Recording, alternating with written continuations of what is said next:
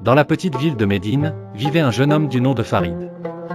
Grandissant dans une société animée par les principes islamiques, Farid avait toujours entendu parler de la sagesse contenue dans le Coran, mais il n'avait jamais pris le temps de méditer profondément sur ces versets.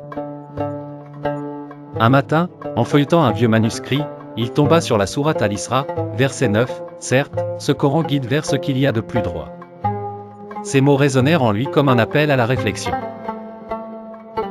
Déterminé à découvrir ces trésors de sagesse, Farid intégra dans sa routine quotidienne la lecture et la méditation des versets du Coran. En commençant chaque jour par la récitation de quelques versets, il se sentait enveloppé d'une paix inattendue. Il réalisa peu à peu que chaque verset était comme une lumière qui éclairait les différents aspects de sa vie, lui apportant des réponses à ses doutes et réchauffant son cœur d'une foi renouvelée.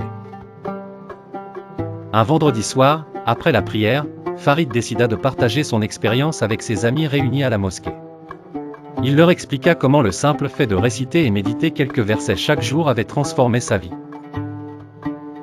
Émus par ces paroles, plusieurs de ses amis décidèrent d'adopter la même pratique, redécouvrant à leur tour la profondeur et la beauté des enseignements coraniques.